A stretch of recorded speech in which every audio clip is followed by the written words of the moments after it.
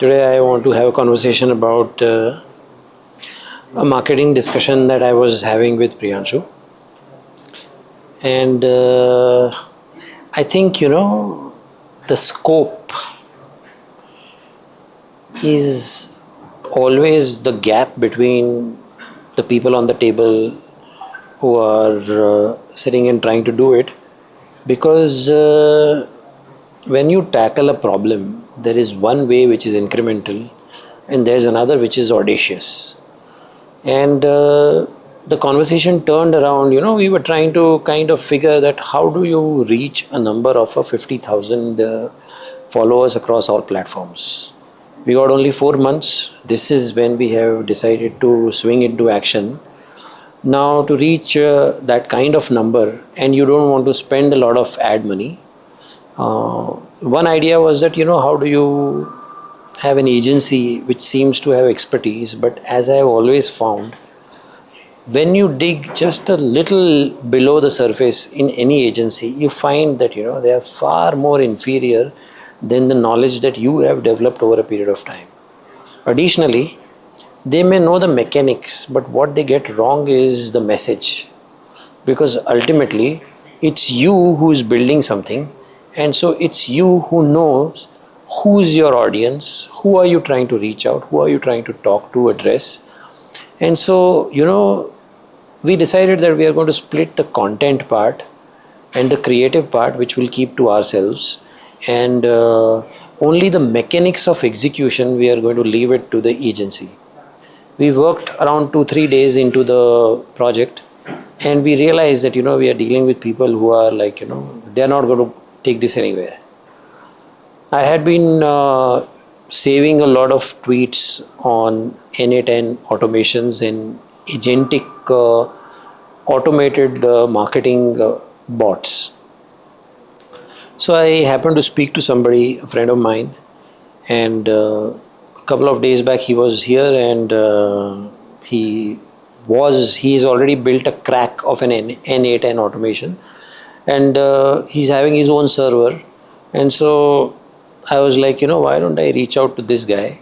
Because when me and Priyanshu started working on a sheet, the idea of communicating is often only a couple of social media channels. You will talk on Twitter, you will talk on LinkedIn, you will talk on Instagram. But actually our audience is spread out far more. It's there in multiple discussion groups, in Q&A groups, in discourse channels, in private communities, in money control message boards. It's spread all over, and you got to reach out to all these people. So it's important to see all of these as channels, and then each channel has a different kind of formats within which that community appreciates that kind of content. And so we made a legend out of what are the possible different kinds of contents that you could create.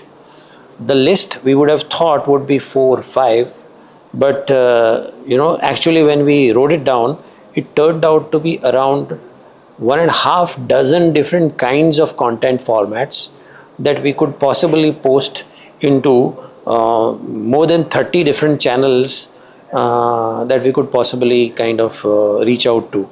So once we had that, and we got ChatGPT to build an Excel sheet where, for the whole month, for each day, the most appropriate time of the day to post a particular kind of content.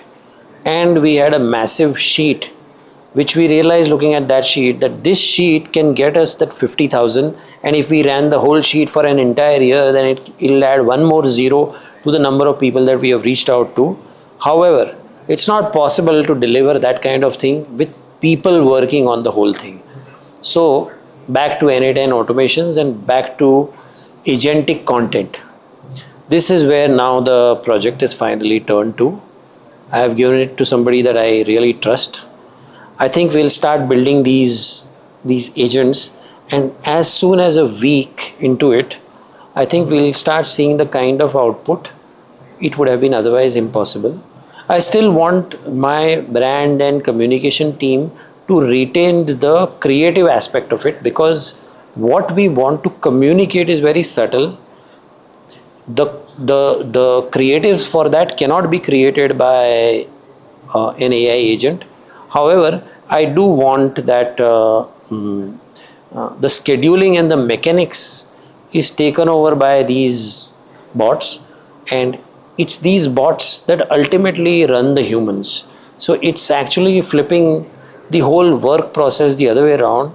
Normally it used to be that humans were running the bots, but now it's that, the whole automation will run as a process, and it's going to tell the brand team that it will need a particular collateral on a certain day, and it's these guys who will have to keep pace with it. But this will ensure that there is a relentless communication. Another interesting thing about it is, there are these communities, and it's where people are posting and they're talking about some specific problem, and at that point we need to intervene. So if we have an agent that is listening to scrapping and understanding what is being said, and it has access to our ChatGPT project files, it knows exactly what response to give. And so it's like saying that you got a 1,000-handed salesperson who is on 24/7, who is very contextual, smart, articulate, and it's going to give the exact answer to the people that need to be spoken to during the entire effort. This goes back to a conversation that I had with one of the early investors to whom I pitched around 10 minutes into the meeting. And the guy said that you are a product guy, but you are not a GTM guy. So I acknowledged, because that's what my belief is, that I am a good product guy. I can build great products, but I was not sure about, and I acknowledge that, probably I am not a great GTM guy. But from that moment when we walked out, me and Pawan discussed, and I said that in next 3 years I am going to flip myself into a total salesperson. This automation and whatever we begin out of that, and if we manage to get 50,000 followers before December end, it's going to be the first step in proving that I am a salesman.